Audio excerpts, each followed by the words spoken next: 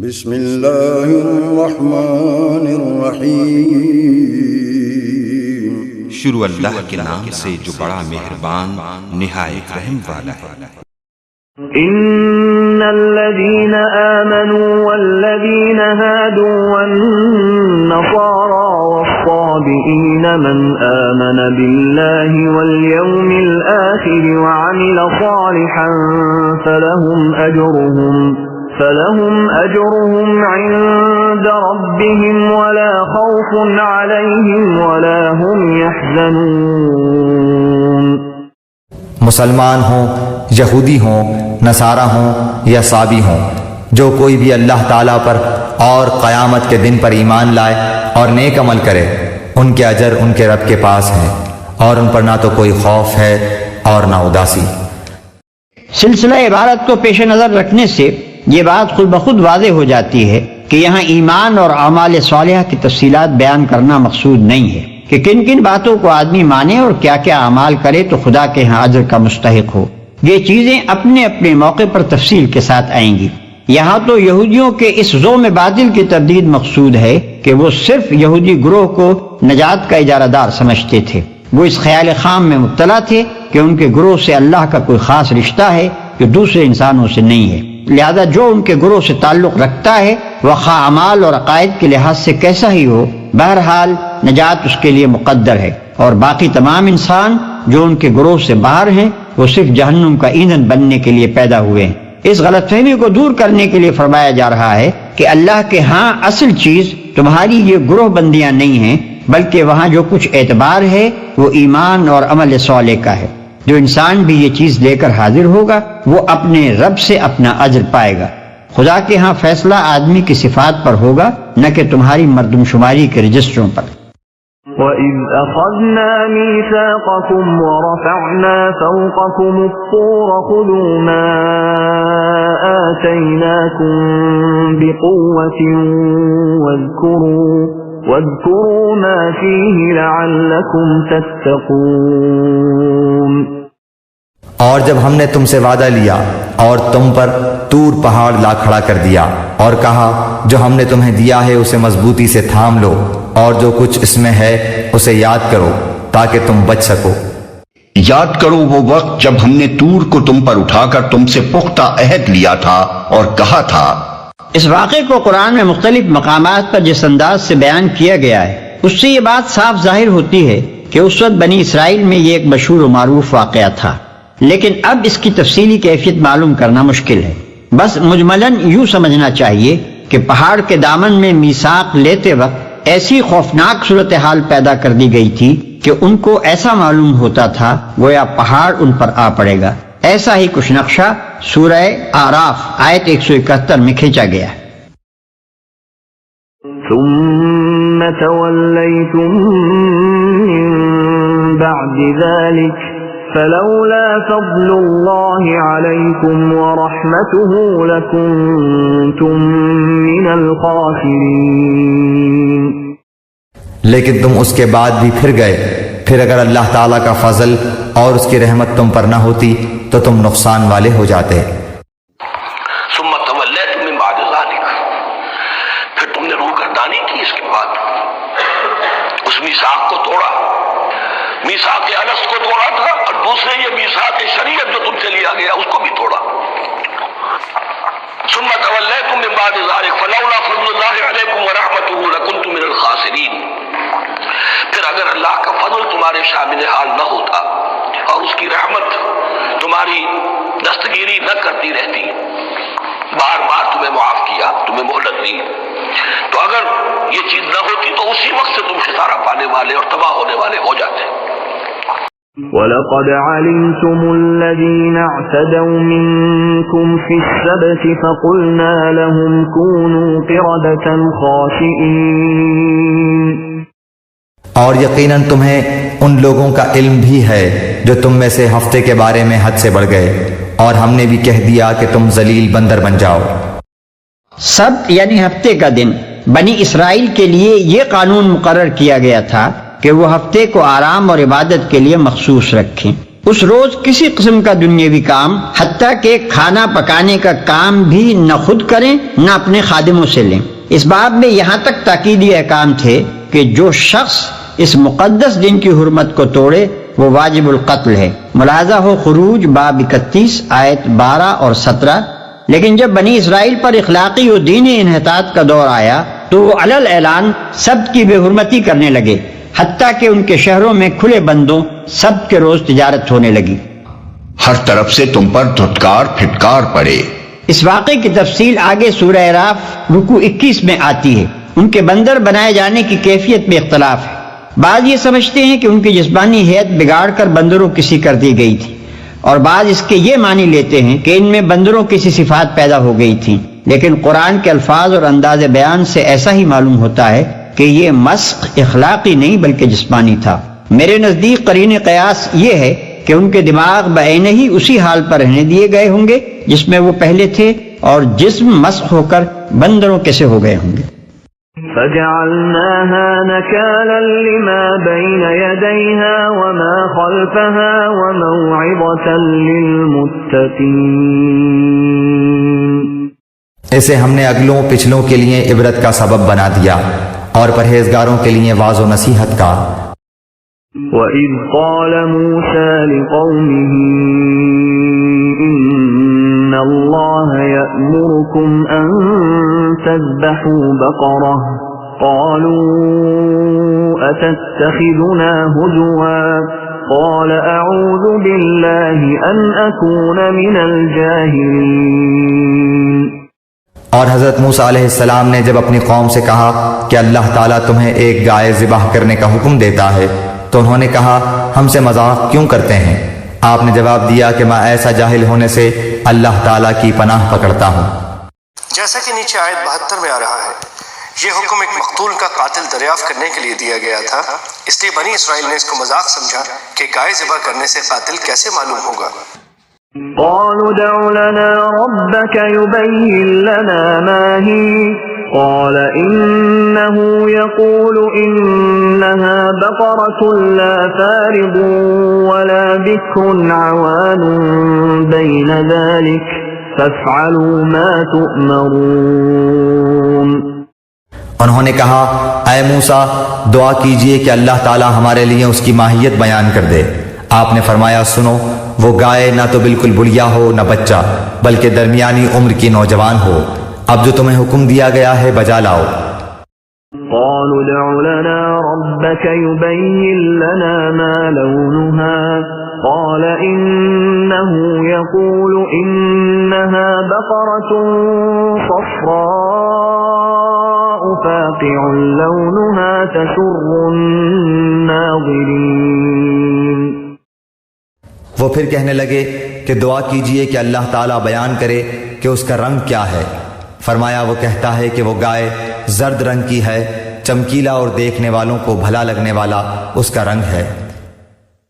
قالوا ادع لنا ربك يبين لنا ما هي إن البقرة شابه علينا وإنا إن شاء الله لمهتدون۔ وہ کہنے لگے کہ اپنے رب سے اور دعا کیجئے کہ ہمیں اس کی مزید ماہیت بتلائے۔ اس قسم کی گائے تو بہت ہیں، پتہ نہیں چلتا، اگر اللہ نے چاہا تو ہم ہدایت والے ہو جائیں گے۔ قال إنه يقول إنها بقرة لا ذلول تثير الأرض ولا تسقي الحرث مسلمة لا شية فيها قالوا الآن جئت بالحق فذبحوها وما كادوا يفعلون۔ آپ نے فرمایا کہ اللہ کا فرمان ہے کہ وہ گائے کام کرنے والی زمین میں ہل جوتنے والی اور کھیتوں کو پانی پلانے والی نہیں، وہ تندرست اور بے داغ ہے۔ انہوں نے کہا اب آپ نے حق واضح کر دیا۔ گو وہ حکم برداری کے قریب نہ تھے لیکن اسے مانا اور وہ گائے ذبح کر دی۔ چونکہ ان لوگوں کو اپنی ہمسایہ قوموں سے گائے کی عظمت و تقدیس اور گاؤ پرستی کے مرض کی چھوت لگ گئی تھی، اس لیے ان کو حکم دیا گیا کہ گائے ذبح کریں۔ ان کے ایمان کا امتحان ہی اسی طرح ہو سکتا تھا کہ اگر وہ واقعی اب خدا کے سوا کسی کو معبود نہیں سمجھتے تو یہ عقیدہ اختیار کرنے سے پہلے جس بت کو معبود سمجھتے رہے ہیں اسے اپنے ہاتھ سے توڑیں۔ یہ امتحان بہت کڑا امتحان تھا، دلوں میں پوری طرح ایمان اترا ہوا نہ تھا، اس لیے انہوں نے ٹالنے کی کوشش کی اور تفصیلات پوچھنے لگے، مگر جتنی تفصیلات وہ پوچھتے گئے اتنے ہی گھرتے چلے گئے، یہاں تک کہ آخر کار اسی خاص قسم کی سنہری گائے پر جسے اس زمانے میں پرستش کے لیے مختص کیا جاتا تھا گویا انگلی رکھ کر بتا دیا گیا کہ اسے ذبح کرو۔ بائبل میں بھی اس واقعے کی طرف اشارہ ہے، مگر وہاں یہ ذکر نہیں ہے کہ بنی اسرائیل نے اس حکم کو کس طرح ٹالنے کی کوشش کی تھی۔ ملاحظہ ہو گنتی باب 19 آیت 1 اور 10۔ وَإِذْ قَتَلْتُمْ نَفْسًا فَادَّارَأْتُمْ فِيهَا وَاللَّهُ مُخْرِجٌ مَا كُنتُمْ تَكْتُمُونَ۔ جب تم نے ایک شخص کو قتل کر ڈالا پھر اس میں اختلاف کرنے لگے اور تمہاری پوشیدگی کو اللہ تعالیٰ ظاہر کرنے والا تھا۔ فَقُلْنَا اضْرِبُوهُ بِبَعْضِهَا كَذَلِكَ يُحْيِي اللَّهُ الْمَوْتَى وَيُرِيكُمْ آيَاتِهِ لَعَلَّكُمْ تَعْقِلُونَ۔ ہم نے کہا کہ اس گائے کا ایک ٹکڑا مقتول کے جسم پر لگا دو، وہ جی اٹھے گا۔ اسی طرح اللہ مردوں کو زندہ کر کے تمہیں تمہاری عقل مندی کے لیے اپنی نشانیاں دکھاتا ہے۔ اس مقام پر یہ بات تو بالکل صریح معلوم ہوتی ہے کہ مقتول کے اندر دوبارہ اتنی دیر کے لیے جان ڈالی گئی کہ وہ قاتل کا پتہ بتا دے، لیکن اس غرض کے لیے جو تدبیر بتائی گئی تھی، یعنی لاش کو اس کے ایک حصے سے ضرب لگاؤ، اس کے الفاظ میں کچھ ابہام محسوس ہوتا ہے، تاہم اس کا قریب ترین مفہوم وہی ہے جو قدیم مفسرین نے بیان کیا ہے، یعنی یہ کہ اوپر جس گائے کے ذبح کرنے کا حکم دیا گیا تھا اسی کے گوشت سے مقتول کی لاش پر ضرب لگانے کا حکم ہوا۔ اس طرح گویا بیک کرشمہ دو کار ہوئے، ایک یہ کہ اللہ کی قدرت کا ایک نشان انہیں دکھایا گیا، دوسرے یہ کہ گائے کی عظمت و تقدیس اور اس کی معبودیت پر بھی ایک کاری ضرب لگی کہ اس نام نہاد معبود کے پاس اگر کچھ بھی طاقت ہوتی تو اسے ذبح کرنے سے ایک آفت برپا ہو جانی چاہیے تھی، نہ کہ اس کا ذبح ہونا الٹا مفید ثابت ہو۔ ثم قست قلوبكم من بعد ذلك فهي كالحجارة أو أشد قسوة وإن من الحجارة لما يتفجر منه الأنهار وإن منها لما يشقق فيخرج منه الماء وإن منها لما يهبط من خشية الله وما الله بغافل عما تعملون۔ پھر اس کے بعد تمہارے دل پتھر جیسے بلکہ اس سے بھی زیادہ سخت ہو گئے، بعض پتھروں سے تو نہریں بہہ نکلتی ہیں اور بعض پھٹ جاتے ہیں اور ان سے پانی نکل آتا ہے، اور بعض اللہ تعالیٰ کے ڈر سے گر گر پڑتے ہیں، اور تم اللہ تعالیٰ کو اپنے اعمال سے غافل نہ جانو۔ یعنی بعض مرتبہ تو پتھروں سے چشمے نکل آتے ہیں، جیسا کہ بنی اسرائیل خود دیکھ چکے تھے کہ کس طرح ایک سنگلاخ چٹان سے پانی کے چشمے بہہ پڑے تھے، اور بعض اوقات بھاری مقدار میں تو پانی نہیں نکلتا، مگر پتھر شق ہو کر تھوڑا بہت پانی نکال دیتا ہے، اور کچھ پتھر اللہ کے خوف سے لڑک کے پڑتے ہیں، مگر ان کے دل ایسے سخت ہیں کہ ذرا نہیں پسیجتے۔ کسی زمانے میں یہ بات کچھ لوگوں کی سمجھ میں نہیں آتی تھی کہ پتھر جیسی بے جان چیز میں خوف کا کیا تصور ہو سکتا ہے، لیکن قرآن کریم نے کئی جگہوں پر یہ حقیقت واضح فرمائی کہ جن چیزوں کو ہم بظاہر بے جان یا بے شعور سمجھتے ہیں ان میں بھی کچھ نہ کچھ شعور موجود ہے۔ مثلا دیکھیے سورہ بنی اسرائیل 17-44 اور سورہ احزاب 33-72۔ لہٰذا اگر اللہ تعالیٰ یہ فرما رہا ہے کہ کچھ پتھر اللہ کے خوف سے لڑک جاتے ہیں تو اس میں کوئی تعجب کی بات نہیں۔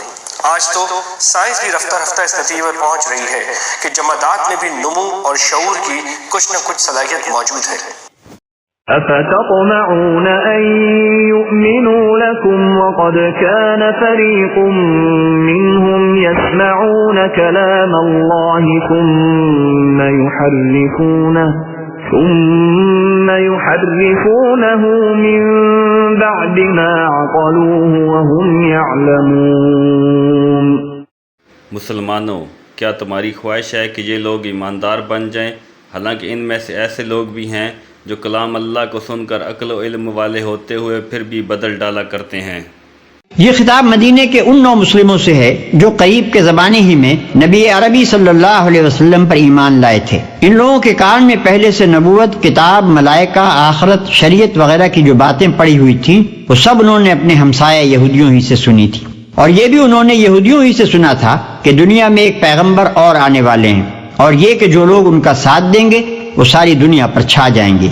یہی معلومات تھی جن کی بنا پر اہل مدینہ نبی صلی اللہ علیہ وسلم کی نبوت کا چرچا سن کر آپ کی طرف خود متوجہ ہوئے اور جوق در جوق ایمان لائے۔ اب وہ متوقع تھے کہ جو لوگ پہلے ہی سے انبیاء اور کتب آسمانی کے پیرو ہیں اور جن کی دی ہوئی خبروں کی بدولت ہی ہم کو نعمت ایمان میسر ہوئی ہے، وہ ضرور ہمارا ساتھ دیں گے، بلکہ اس راہ میں پیش ہوں گے۔ چنانچہ یہی توقعات لے کر یہ پرجوش 9 مسلم اپنے یہودی دوستوں اور ہمسایوں کے پاس جاتے تھے اور ان کو اسلام کی دعوت دیتے تھے۔ پھر جب وہ اس دعوت کا جواب انکار سے دیتے تو منافقین اور مخالفین اسلام اس سے یہ استدلال کرتے تھے کہ معاملہ کچھ مشتبہ ہی معلوم ہوتا ہے، ورنہ اگر یہ واقعی نبی ہوتے تو آخر کیسے ممکن تھا کہ اہل کتاب کے علماء اور مشائخ اور مقدس بزرگ جانتے بوجھتے ایمان لانے سے منہ موڑتے اور خواہ اپنی عاقبت خراب کر لیتے۔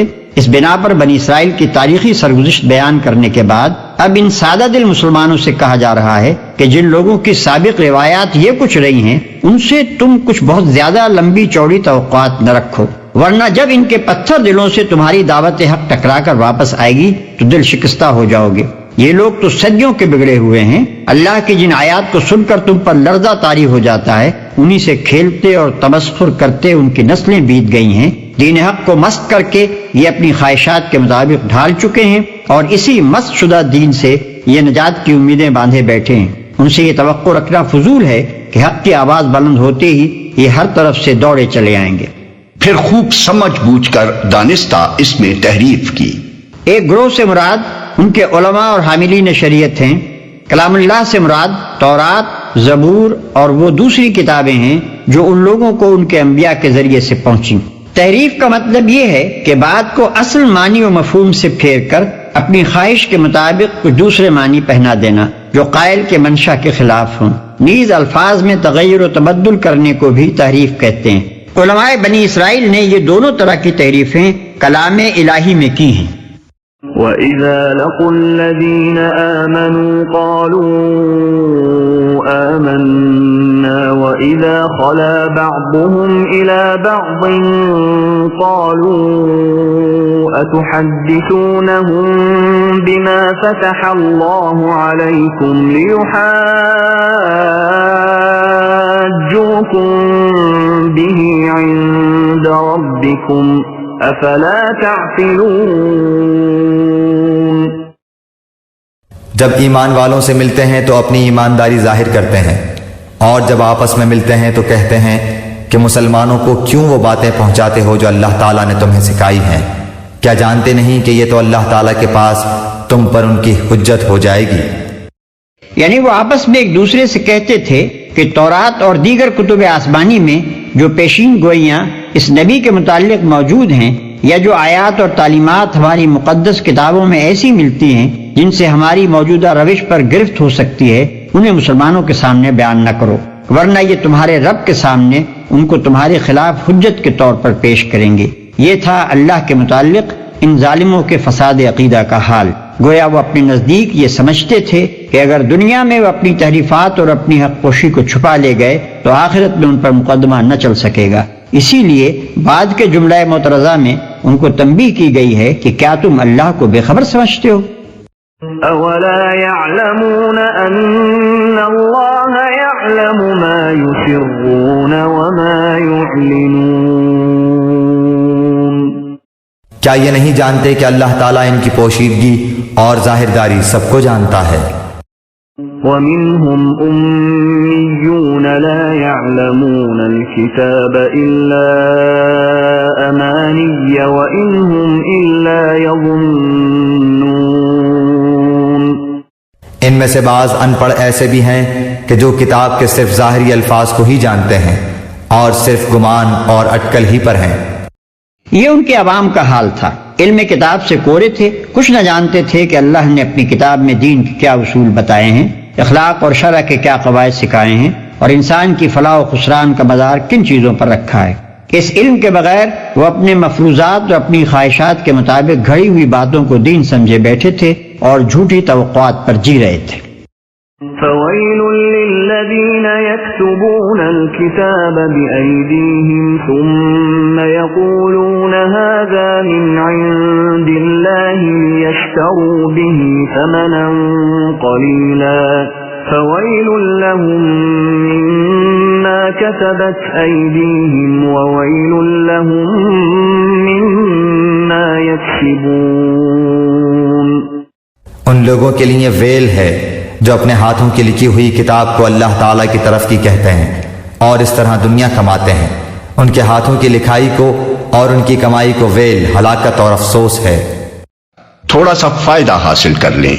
یہ ان کے علماء کے متعلق ارشاد ہو رہا ہے۔ ان لوگوں نے صرف اتنا ہی نہیں کیا کہ کلام الہی کے معنی کو اپنی خواہشات کے مطابق بدلا ہو، بلکہ یہ بھی کیا کہ بائبل میں اپنی تفسیروں کو، اپنی قومی تاریخ کو، اپنے اوہام اور قیاسات کو، اپنے خیالی فلسفوں کو اور اپنے اجتہاد سے وضع کیے ہوئے فقہی قوانین کو کلام الہی کے ساتھ خلط بلط کر دیا، اور یہ ساری چیزیں لوگوں کے سامنے اس حیثیت سے پیش کی کہ گویا یہ سب اللہ کی طرف سے آئی ہوئی ہیں۔ ہر تاریخی افسانہ، ہر مفسر کی تعویل، ہر متکلم کا الہیاتی عقیدہ اور ہر فقیہ کا قانونی اجتہاد جس نے مجموعہ کتب مقدسہ یعنی بائبل میں جگہ پالی، اللہ کا قول، ورڈ آف گاڈ بن کر رہ گیا۔ اس پر ایمان لانا فرض ہو گیا اور اس سے پھرنے کے معنی دین سے پھر جانے کے ہو گئے۔ وقالوا لن تمسنا النار إلا أياما معدودة قل اتخذتم عند الله عهدا فلن يخلف الله عهده ام تقولون على الله ما لا تعلمون۔ یہ لوگ کہتے ہیں کہ ہم تو صرف چند روز جہنم میں رہیں گے۔ ان سے کہو کہ کیا تمہارے پاس اللہ تعالیٰ کا کوئی پروانہ ہے؟ اگر ہے تو یقیناً اللہ تعالیٰ اپنے وعدے کا خلاف نہیں کرے گا، ہرگز نہیں، بلکہ تم تو اللہ کے ذمے وہ باتیں لگاتے ہو جنہیں تم نہیں جانتے۔ الا یہ کہ چند روز کی سزا مل جائے تو مل جائے۔ یہ یہودیوں کی عام غلط فہمی کا بیان ہے جس میں ان کے عامی اور عالم سب مبتلا تھے۔ وہ سمجھتے تھے کہ ہم خواہ کچھ کریں، بہرحال چونکہ ہم یہودی ہیں لہذا جہنم کی آگ ہم پر حرام ہے، اور بالفرض اگر ہم کو سزا دی بھی گئی تو بس چند روز کے لیے وہاں بھیجے جائیں گے اور پھر سیدھے جنت کی طرف پلٹا دیے جائیں گے۔ بلى من كسب سيئة وأحاطت به خطيئته فأولئك أصحاب النار هم فيها خالدون۔ یقیناً جس نے بھی برے کام کیے اور اس کی نافرمانیوں نے اسے گھیر لیا وہ ہمیشہ کے لیے جہنمی ہے۔ والذين آمنوا وعملوا الصالحات أولئك أصحاب الجنة هم فيها خالدون۔ اور جو لوگ ایمان لائیں اور نیک کام کریں وہ جنتی ہیں جو جنت میں ہمیشہ رہیں گے۔